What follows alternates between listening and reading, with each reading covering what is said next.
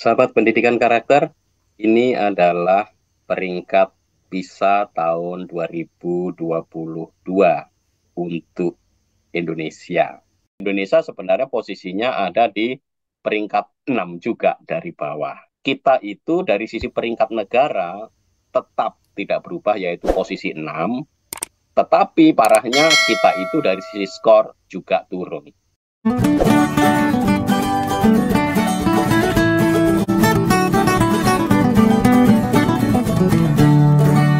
Tanya Pak Doni saja. Ini perbandingan top 10. Top 10 dari 10 besar hasil tes PISA di dunia tahun 2018 dibandingkan dengan tahun 2022. Pada tahun 2018, yang tertinggi itu adalah 4 provinsi di China. Nomor 2 adalah Singapura. Tetapi pada tahun ini, yang tertinggi itu adalah Singapura, diikuti Jepang.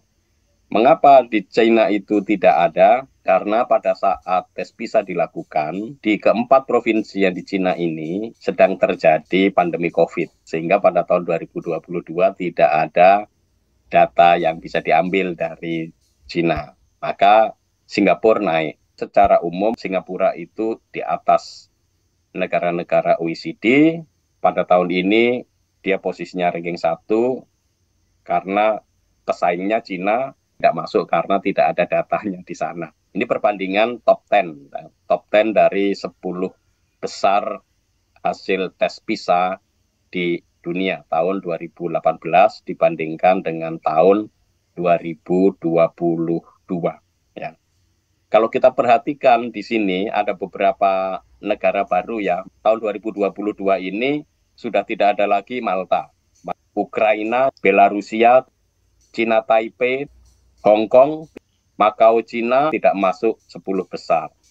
Jadi di tahun 2022 ini negara-negara yang menduduki posisi 10 besar tahun 2018 itu sekarang tersingkir. Mereka digantikan oleh negara-negara seperti Jepang, Korea, Estonia, Switzerland, Kanada, Nederland, Irlandia, Belgium, dan Denmark. Ada 9 negara baru dan 9 negara lain itu terdepak dari peringkat PISA yang sebelumnya tahun 2018 jawara di 10 besar, tetapi sekarang itu tidak. Yang tetap bertahan di 10 besar hanya satu negara, yaitu Singapura.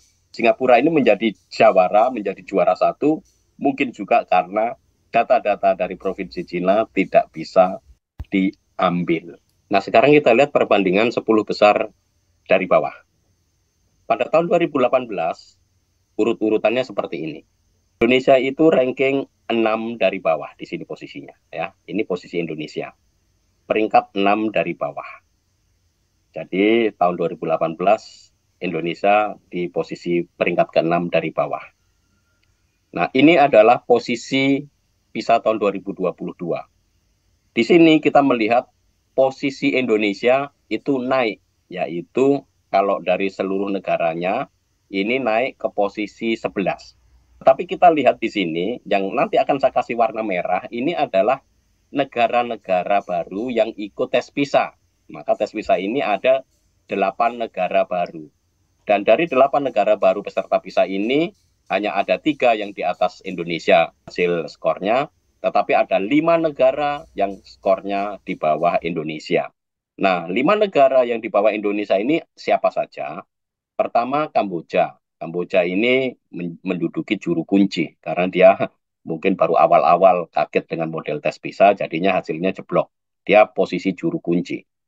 Yang kedua, Paraguay. Ketiga, El Salvador. Keempat, Guatemala. Dan yang kelima, Uzbekistan. Nah, ini adalah 5 negara baru yang baru menjadi peserta PISA tahun 2022. Nah, sebenarnya kalau kelima negara baru ini kita hilangkan, karena mereka itu tidak bisa diperbandingkan dengan tahun 2018, dan supaya kita bisa memperbandingkan dengan tahun 2018, jumlah negaranya harus dipandang sama, maka kalau kita hapuskan 5 negara ini, posisi Indonesia ada di sini. Ya, Indonesia sebenarnya posisinya ada di peringkat 6 juga dari bawah. Jadi artinya sebenarnya kita itu dari sisi peringkat negara tetap tidak berubah, yaitu posisi 6, tetapi parahnya kita itu dari sisi skor juga turun.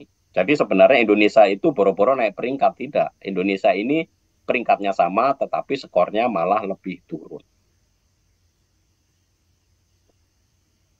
Ini secara sekilas bagaimana kemampuan membaca matematika dan sains anak Indonesia dari tahun ke tahun, ya, mulai dari tahun 2000 sampai 2022. Kita melihat bahwa ada dua hal yang penurunan mendasar di Indonesia, yaitu membaca. Kita itu selama ikut tes PISA tahun 2022 adalah yang terburuk karena skornya jatuh sampai 359. Kita pernah ada posisi yang tertinggi dengan skor 402. Tapi sekarang kita turun lagi sampai 359. Lalu matematika kita juga turun menjadi 366. Sebelumnya itu 379. Sains kita ini kalau dilihat dari trennya itu stabil, ya. Tidak ada peningkatan, tidak ada penurunan. Tetapi juga kalau dilihat dari masing-masing skor antar tahun pasti ada penurunan karena dari 396 berkurang menjadi 383. Nah, ini skor membaca kita untuk PISA pada tahun 2022, ya, kita lihat. Kita pernah di awal 371, pernah memuncak antara tahun 2009 itu 402, lalu kemudian setelah 2009 kita turun terus sampai 359 skornya. Nah, untuk sains kita itu kalau dilihat dari grafik ini ada penurunan dari 2006 sampai 2012. Lalu 2012 sampai 2015 itu naik pesat.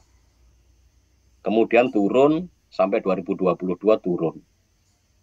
Nah, kalau kita perhatikan 2015, itu kan berarti biasanya tesnya ya sekitar 2014. Tampaknya ada pengaruh dari kurikulum 2013 di sini. Karena anak-anak yang mengikuti tes PISA tahun 2015 itu sudah mengalami kurikulum 2013 ya hampir 1 tahun 2 tahun.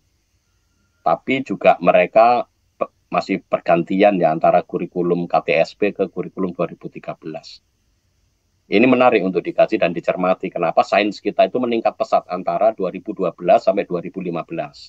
Perlu dicek apakah di dalam kurikulum kita hal-hal terkait dengan pendekatan saintifik itu sangat dikembangkan di sini atau tidak.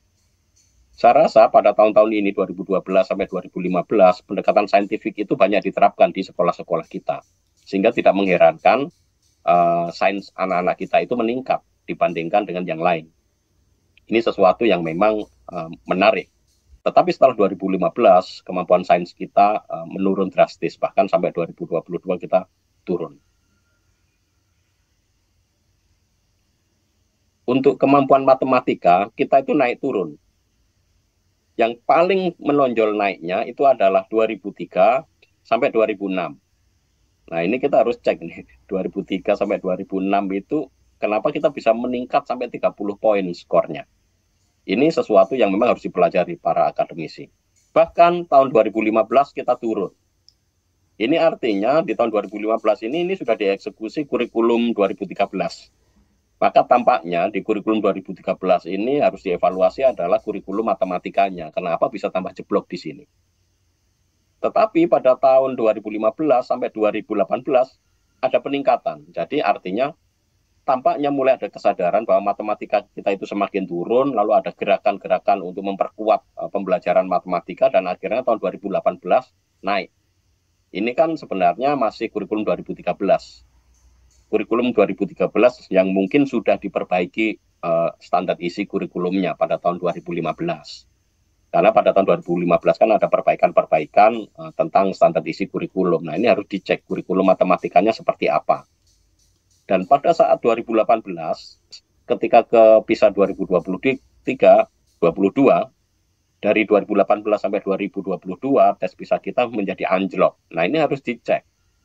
Apa yang terjadi dengan kurikulum 2013 dalam masa transisi perubahan dari kurikulum 2013 ke kurikulum Merdeka? Apakah ini ada dampak pengaruh dari pandemi sehingga drop semuanya atau seperti apa?